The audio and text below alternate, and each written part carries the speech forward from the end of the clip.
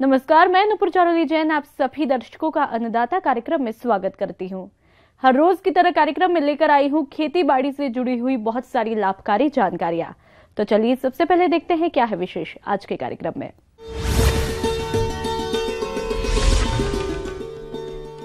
सरसों की उन्नत किस्में और बुआई विधि पर जानकारी।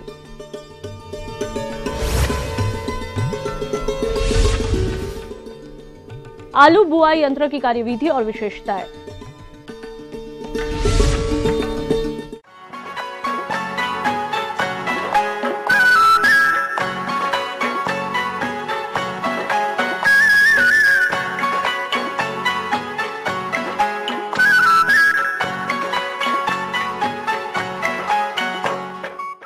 सरसों की खेती हमारे प्रदेश में हनुमानगढ़, भरतपुर, धौलपुर जिलों में व्यापक पैमाने पर की जाती है।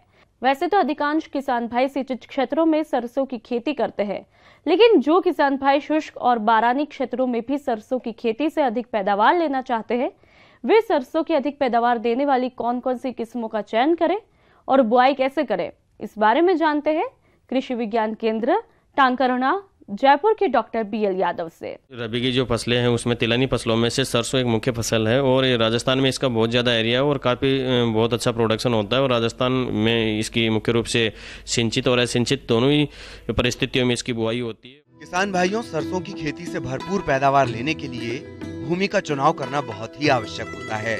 इसके लिए अच्छे जल निकास वाली जीवांश युक्त दोमट मिट्टी जिसका पीएच मान 6.5 से 7 हो सर्वोत्तम होती है। किसान भाइयों, किसी भी फसल को उगाने का मुख्य उद्देश्य गुणवत्ता युक्त अधिक पैदावार लेना होता है, तो इसके लिए अधिक पैदावार देने वाली उन्नतशील किस्मों का चयन करना जरूरी होता है। परंतु वे कौन कौन सी हैं? सरसों की उन्नत किस्में और कितनी पैदावार है, इस बारे में जानकारी के लिए मिलते हैं।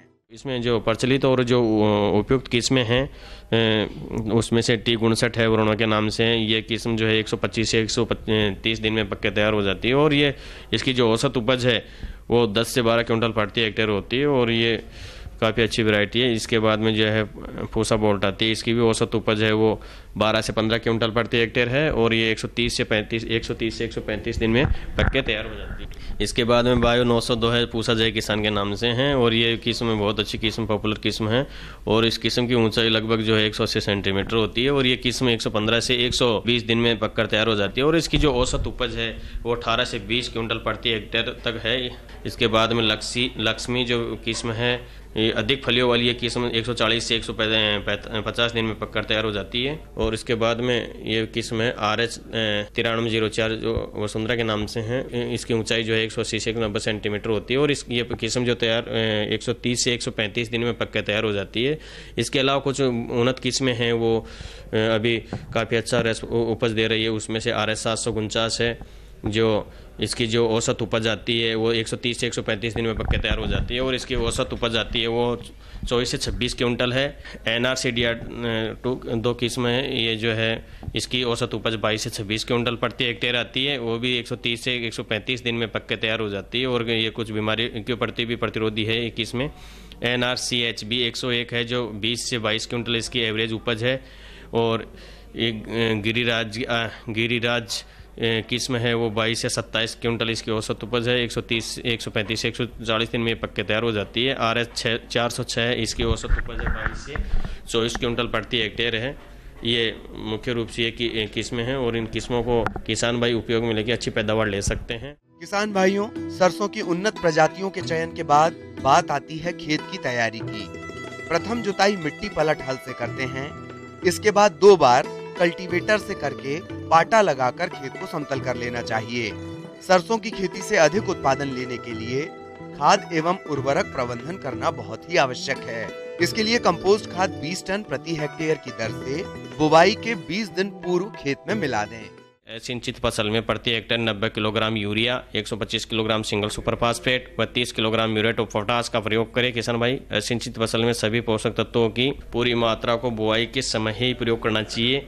बारानी क्षेत्रों में रिजबेड प्लांट से बुआई कर सकते हैं किसान भाई। सिंचित फसल में 180 kilogram urea, 250 kilogram single super phosphate वह 50 किलोग्राम म्यूरेट ऑफ पोटाश की आवश्यकता होती है। सिंचित परिस्थितियों में यूरिया की आधी मात्रा व single super phosphate muriate of potash की पूरी मात्रा को बुआई से पूर्व तथा शेष आधी यूरिया को पहली सिंचाई के बाद खेत में बिखेरना चाहिए।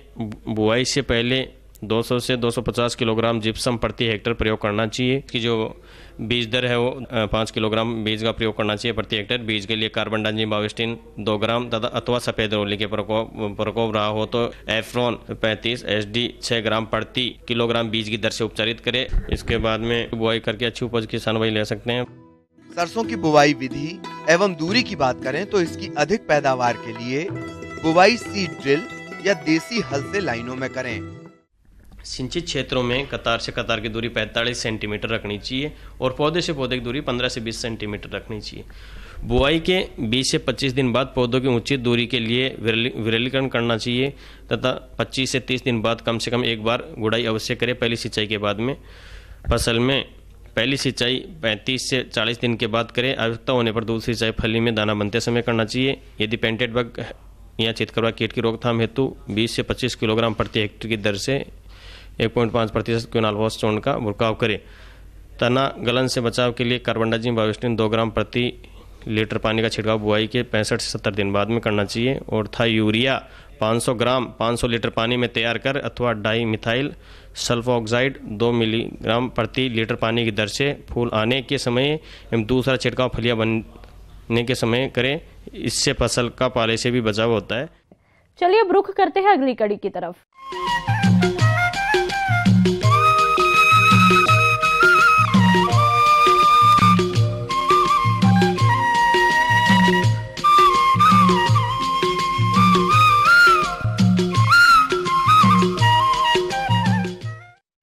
सब्जियों का राजा आलू की बात की जाए तो इसकी बुआई का यह सही समय चल रहा है और प्रदेश के ज्यादातर किसान मेड़ बनाकर आलू की बुआई मजदूरों से करवाते हैं, जिससे समय के साथ ही लागत भी अधिक लगती है और कभी कभी तो सही समय पर मजदूर नहीं मिलने पर बुआई में देरी भी हो जाती है। किसानों की इन्हीं परेशानियों को देखते हुए कृषि वैज्ञानिकों ने आलू बुआई यंत्र का निर्माण किया है। तो ये यंत्र किस प्रकार से काम करता है और इससे आलू की बुआई करने के क्या क्या लाभ है, इसके लिए मिलते हैं कृषि अभियंता मनोरंजन कुमार से। किसान भाई, जैसा कि हम लोग जानते हैं कि अभी आलू की बुआई की सीजन आ गई है, लोग बुआई भी कर रहे हैं और जो अभी के समय में अगर एक पीक समय आता है रुपाई का तो आपको मजदूर की कमी हो जाती है, जिसके कारण समय पर बुआई नहीं हो पाती है। समय पर बुआई नहीं होने से सीधे असर आपके यील्ड पे पड़ता है, जो उपज पे पड़ता है। आलू की बुआई परंपरागत तरीके से करना काफी मेहनत भरा होता है, साथ ही इसमें लागत तथा समय भी अधिक लगता है। इसलिए आलू की बुआई प्लाटर द्वारा करना लाभकारी होता है। तो पोटैटो प्लाटर कितने प्रकार के होते हैं, आइए सबसे पहले ये जान लेते हैं। तो किसान भाई, हम लोग देखते हैं कि जो यहाँ पे मशीन, हमारे यहाँ मशीन है, हमारी आलू बुआई क्या है वो 2 तरह का है। एक तो सेमी ऑटोमेटिक, एक ऑटोमेटिक है। ऑटोमेटिक है जिसमें कि हम लोग कंप्लीट पूरे आलू को लगाते हैं, लेकिन उसका ग्रेडेड होना चाहिए, एक ही साइज का होना चाहिए और वो साइज बहुत छोटा होना चाहिए ताकि वो हमारा जो भी मीटरिंग से जो सीड मीटरिंग मैकेनिज्म है उसमें वो पकड़ा सके। और वो एक तरह का लेकिन होना चाहिए। 2 तरह का सीड मीटरिंग मैकेनिज्म रहता है। एक तो फिंगर जैसा लगा हुआ था, उसमें आलू ग्रेडेड है अगर तो फंसता है, और एक कप टाइप का रहता है। कप टाइप में रहता है कि आपने जो हमारा सीड बॉक्स है उसमें डाल दिए, फर्टिलाइजर बॉक्स में फर्टिलाइजर डाल दिए और जो ट्रैक्टर से हम 3 पॉइंट लिंके से जोड़ देते हैं। जोड़ने के बाद वो हम करीब 2.5 से 3 किलोमीटर के प्रति आवर के दर से हम चलते हैं खेत में और खेत को तैयार कर लेते हैं। खेत को तैयार कर लेना है।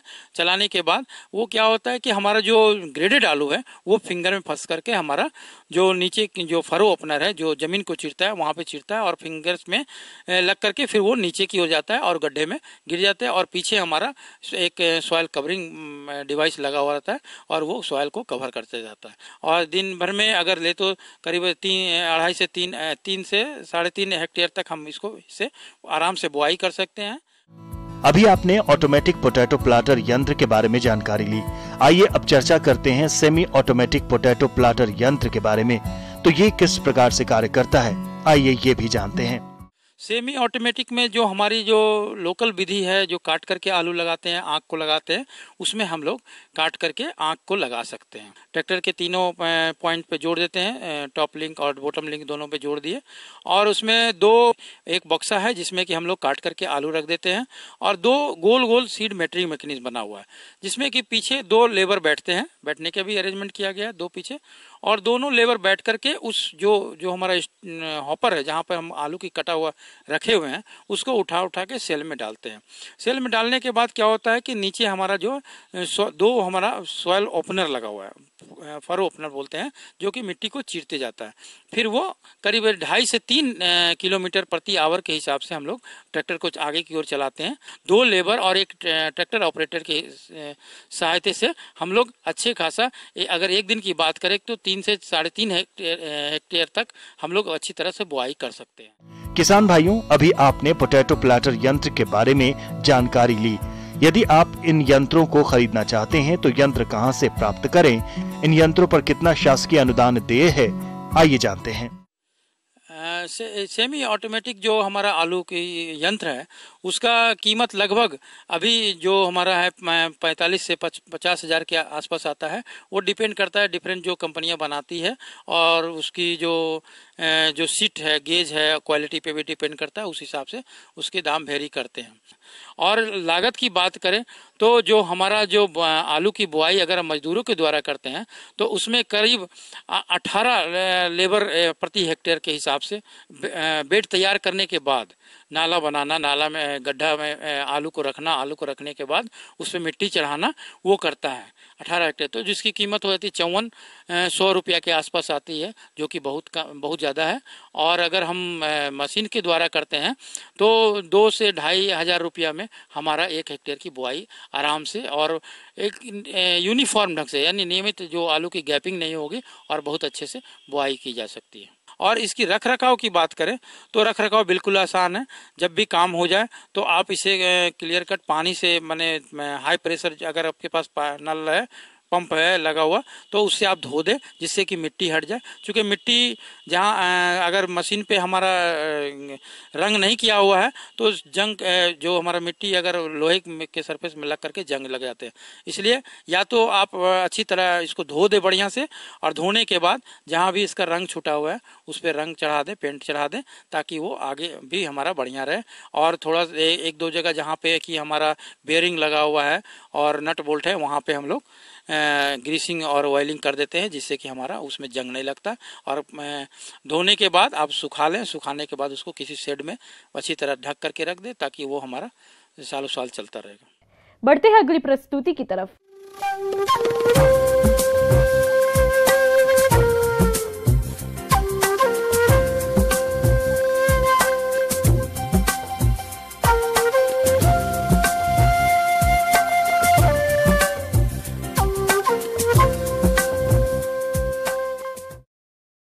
मौसम के अनुसार प्रबंधनों पर ही टिकी है आपकी खेतीबाड़ी, इसलिए मौसम पूर्वानुमान और उस पर आधारित साप्ताहिक कृषि सलाह इस प्रकार है। ग्रामीण कृषि मौसम सेवा द्वारा भेजे गए मौसम पूर्वानुमान रिपोर्ट के आधार पर किसान भाइयों को सलाह दी जाती है कि जौ की बुआई हेतु खेत तैयार करें। आखिरी जुताई से पहले भूमिगत कीड़ों की रोकथाम के लिए प्रति हेक्टेयर 25 किलोग्राम क्यूनॉल्फास मृदा में मिलाएं। बुआई हेतु उन्नत किस्मों जैसे RD 2035, RD 2052, RD 2503, RD 2668 आदि का 100 किलोग्राम प्रति हेक्टेयर की दर से प्रमाणित बीज ही काम में लें। बुआई से पूर्व बीज को 3 ग्राम थीरम प्रति किलोग्राम बीज की दर से उपचारित करें। आलू की बुआई हेतु खेत तैयार करने हेतु मिट्टी पलटने वाले हल से जुताई करके पाटा लगाएं। आखिरी जुताई से पूर्व 2.5 से 5 टन गोबर की खाद या केंचुए की खाद तथा भूमिगत कीटों से बचाव हेतु क्यूनॉल्फास की 25 किलोग्राम मात्रा प्रति हेक्टेयर की दर से खेत में मिलाएं। सरसों की बुआई हेतु बीज आदि की तैयारी कर लें। बुआई हेतु सरसों की उन्नत प्रजातियां लें। भूमिगत कीटों से बचाव हेतु क्यूनॉल्फास की 25 किलोग्राम मात्रा प्रति हेक्टेयर की दर से आखिरी जुताई के समय खेत में मिलाएं एवं पाटा लगावें। 88 kilogram DAP, 145 kilogram urea, 50 kilogram muriate of potash, 250 kilogram gypsum, 250 kilogram super phosphate, 50 kilogram muriate of potash, प्रति हेक्टेयर की दर से आखिरी जुताई से पूर्व दे दें। जिंक एवं बोरान की कमी वाली मृदा में 25 किलोग्राम जिंक सल्फेट एवं 10 किलोग्राम बोरेक्स प्रति हेक्टेयर की दर से देवें। सरसों के लिए बुआई के समय यूरिया की आधी मात्रा तथा सभी उर्वरकों की पूरी मात्रा डालनी चाहिए। शेष यूरिया को प्रथम सिंचाई के समय डालना चाहिए। बुआई से पूर्व बीज को 2 ग्राम कार्बेंडाजिम प्रति किलोग्राम बीज की दर से उपचारित अवश्य करें। सफेद रोली से बचाव के लिए 6 ग्राम एप्रोन प्रति किलोग्राम बीज की दर से उपचारित करें। बुआई के लिए 2.5 से 3.5 किलोग्राम प्रति हेक्टेयर बीज काम में लेवें। अमरूद में फल मक्खी के नियंत्रण के लिए मेलाथियन 50 EC की 1 मिलीलीटर मात्रा प्रति लीटर पानी की दर से घोल बनाकर छिड़काव करें।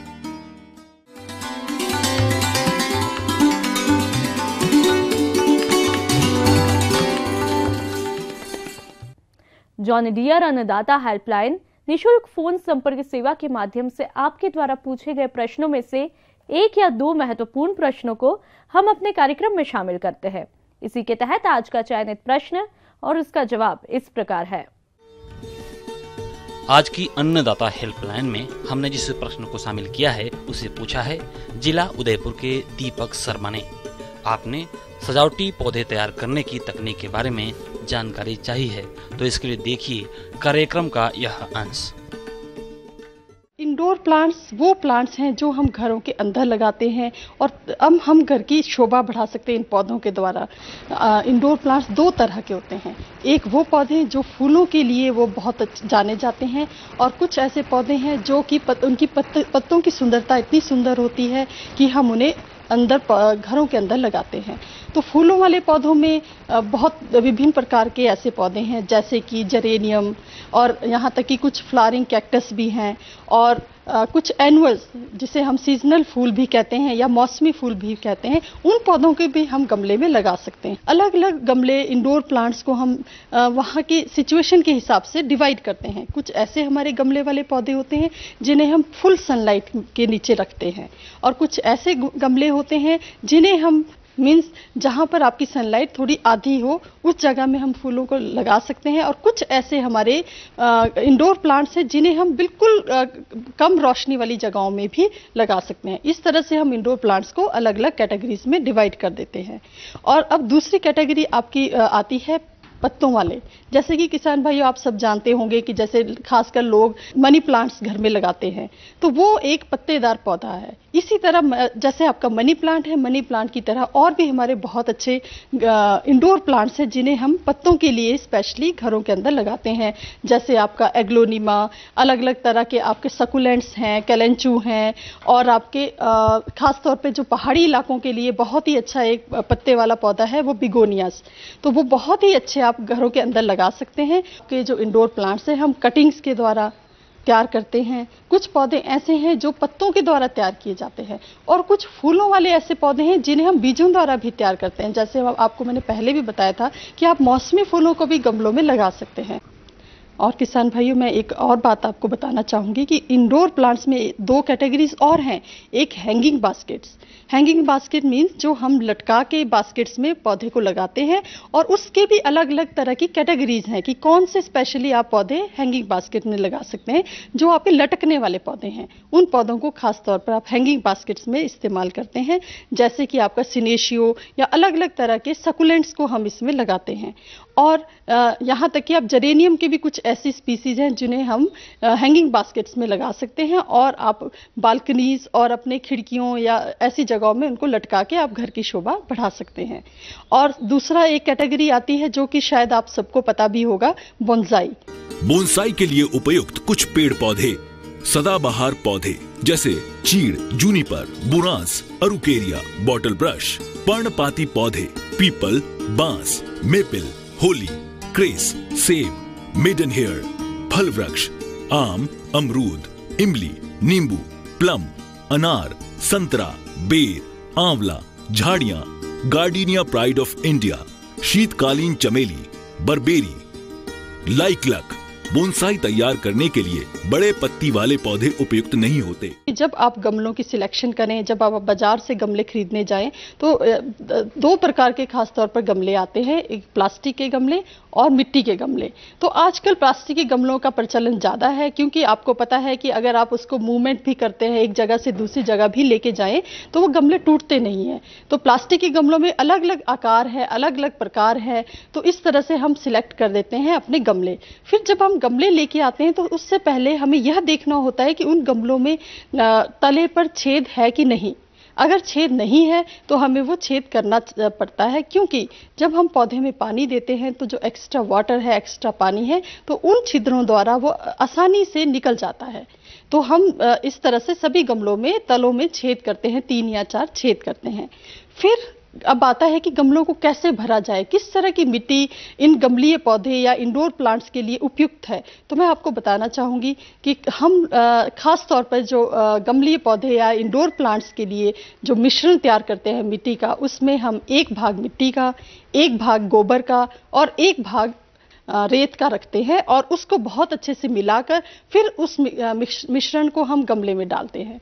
और मिश्रण को गमले में डालने से पहले हम उसके तले में थोड़े से पत्थर रखते हैं, कंकर या छोटे छोटे पत्थर, ताकि जो आपके छिद्र है वो ब्लॉक ना हो सके और पानी का निष्कासन आसानी से हो सके। तो इस तरह से हम इस मिश्रण को गमले में डालते हैं, और उसके बाद हम जो भी पौधा इसमें लगाना चाहें वो लगा सकते हैं। जब आप पौधा इस तरह के मिट्टी के मिश्रण में जब आप लगा देते हैं, तो उसके बाद पौधे में जैसे ही आप उसको पौधे में मिश्रण में लगाते हैं, तो उसमें एकदम से पानी धीरे धीरे करके पानी दिया जाता है, ताकि पौधा जो है या आपकी कोई कर्तन है या कोई छोटा पौधा है वो एकदम से जो है खराब ना हो या सूख ना जाए। और इस पौधे में 7 दिन तक हर रोज पानी देना बहुत आवश्यक है। उसके बाद अब यह प्रश्न आता है कि हम इनकी देखभाल किस तरह से करें। तो मैं आपको बताना चाहूँगी कि खादों के रूप में अगर आप गोबर की खाद का उपयोग करेंगे तो बहुत ही अच्छा है, और कई बार हम यूरिया का भी इसमें स्प्रे करते हैं। उससे क्या है कि इसकी जो पत्ते हैं वो पत्ते भी बहुत अच्छे आपके चमकीले होते हैं और थोड़े बड़े आकार के होते हैं। तो खास तौर पर हम यूरिया की कंसंट्रेशन 2% रखते हैं, मतलब कि 2 ग्राम 100 ml पानी में मिला के घोल बनाते हैं और फिर उसकी स्प्रे करते हैं। तो इसमें जो खरपतवार हैं हमें समय के साथ साथ उसको निकालते जाना है, क्योंकि आप सबको पता होगा कि जो खरपतवार हैं पौधे के न्यूट्रिशन को ले लेते हैं और पौधे को अच्छे से पनपने नहीं देते हैं। तो ये खरपतवार हर हफ्ते या जैसे जैसे ये निकल रहे हैं वैसे वैसे इनको समय के साथ साथ निकालना बहुत ही आवश्यक है। और साथ में कई बार इसमें सूखे पत्ते आ जाते हैं या कोई मरे हुए पत्ते, तो इस तरह के पत्तों को हम निकाल देते हैं, और ताकि इस पौधे में या बीमारी वाले पत्तों को भी साथ साथ में निकालते रहें, ताकि बाकी पत्तों को या बाकी पौधे को उसका इन्फेक्शन ना हो। तो इस तरह से हम इन पौधों का रखरखाव करते हैं।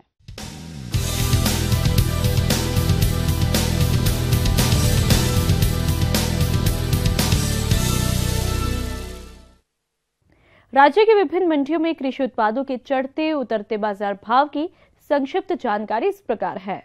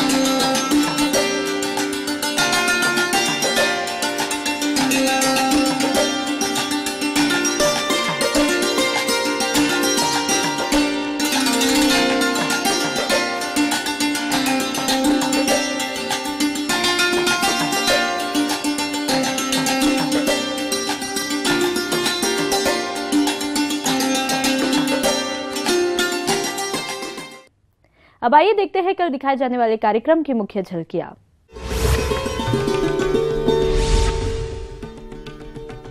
ग्लैडियोलस की करे खेती, कमाए कम समय में अधिक आय।